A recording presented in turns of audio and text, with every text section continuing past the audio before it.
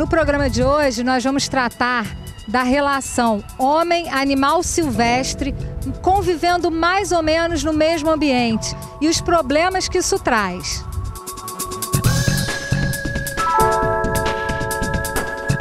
Você já reparou que a cada dia é mais comum ver e ouvir relatos de pessoas que encontram animais silvestres em suas casas, propriedades e ruas de algumas cidades? Mas por que isso acontece?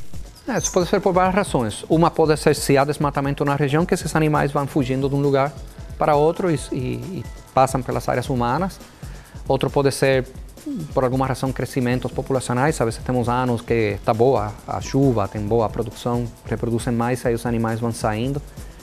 Tem épocas do ano para certos grupos onde os jovens estão se dispersando, procurando lugares novos para morar, terminam nas áreas humanas. Acontece muito com cachorros do mato, por exemplo, e outros bichos mamíferos assim. Então as pessoas vão ver mais desses animais nos seus locais. Muitas vezes, quando áreas que eram rurais ou semi-rurais agora têm novos loteamentos, as pessoas vão ver muitos animais lá. E aí ninguém está muito preparado para lidar com isso, para né? saber, sim. E a gente vê também a cidade sendo povoada por alguns animais, né? Muito como coruja nos telhados, morcego, enfim. Como é que você vê isso? Isso é possível, esse convívio? Sim, é possível o convívio. Inclusive, é até importante nas cidades ter certas espécies, porque são os polinizadores das fruteiras, das mangas, dos abacates, por exemplo. Muitas das fruteiras que as pessoas gostam de plantar e ter na cidade são esses animais como morcegos, por exemplo, que polinizam. As corujas fazem controle de roedores, mas tem muitas espécies na cidade também que não devem estar aí. Os pardais, por exemplo, em algumas cidades, os saguis, que não são da região. Então, nem todo animal que está na cidade é um problema, é nocivo, né? À medida que as áreas urbanas vão crescendo, elas tendem a subjugar essas áreas verdes, né, que estão ao redor das cidades. E aí, o crescimento é bem diferente do desenvolvimento. O desenvolvimento geralmente é uma coisa planejada. No crescimento, não. No crescimento, as cidades vão crescendo de qualquer forma, vai aparecendo prédio onde não era para ter prédio. O que acontece aqui, por exemplo, os prédios vão crescendo em uma área que antes era de mata, sem nenhuma preocupação em ter um resgate desses animais que habitavam aquela área ou um manejo desses animais. Então, à medida que os prédios vão crescendo, os animais tentam fugir. Por um lado, encontram as rodovias, as estradas, podem morrer atropelados, e no outro tem as casas. Então esses animais acabam, que a gente diz que os bichos invadem a casa, na verdade é a gente que está invadindo a área que antes era deles. Então é normal esses condomínios, prédios, casas construídas próximas a áreas verdes acabarem tendo alguns animais sendo encontrados nessas casas. Além dessas visitas que acabam assustando a população, há também a questão da caça, que é um sério problema cultural que precisa ser combatido. Em Campos, a Guarda Municipal é responsável pela apreensão desses animais.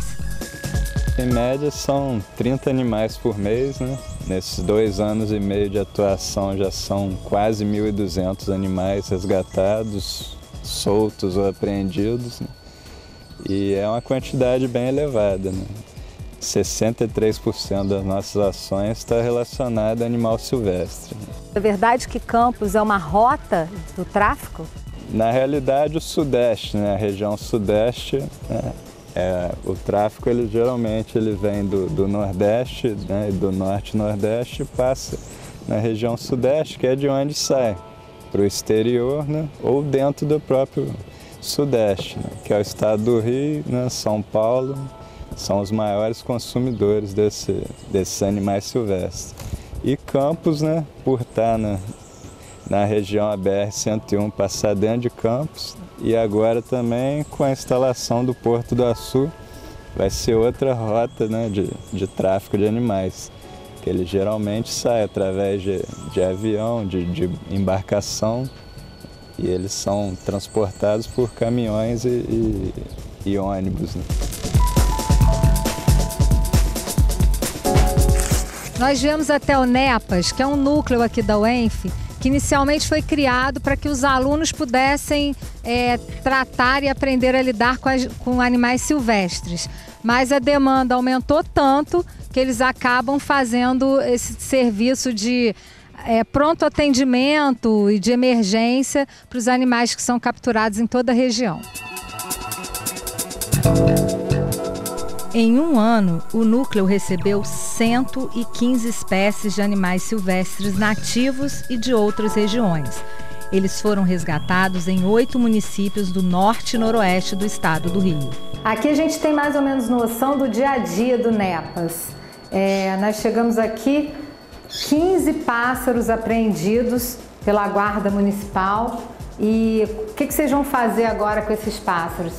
Nesse primeiro momento, a gente faz uma avaliação do estado geral das aves, uma triagem dos bichos que foram recentemente capturados, os bichos que já estão em cativeiro há mais tempo, e a gente separa quem vai poder ser solto e quem vai ter que ficar um tempo a mais em cativeiro até se adaptar de novo e talvez conseguir voltar para a natureza. Mas infelizmente existe um grande número dessas aves que não conseguem retornar à vida livre.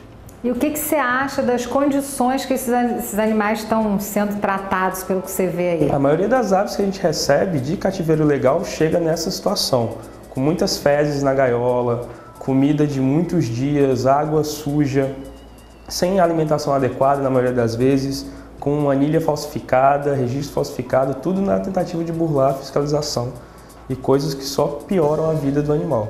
Que tipo de problema isso pode trazer para o animal? Parasitismo, problemas motores, tem animal que está com o membro machucado por conta da anilha falsificada, que às vezes é muito apertada. Deformidade de bico, problemas em asa, atrofia muscular, uma série de... Quer dizer, acaba inutilizando o animal, tira o animal da natureza, bota dentro de uma gaiola, quer dizer, ele perde parte da... O animal que já seria complicado a adaptação dele para voltar à natureza vai ter que ficar mais tempo ainda em cativeiro, na tentativa de reabilitação, e muitas vezes ele nem consegue voltar à vida livre. E você sabe o que é feito com essas pessoas? Por exemplo, o guarda chegou na casa de um cidadão que tinha essas aves. Ele sofre algum tipo de sanção, alguma coisa? As leis ambientais são bem falhas, mas legalmente a pessoa teria que ser presa, levar uma multa para cada ave, multa por maus tratos, porque essas situações caracterizam maus tratos claramente.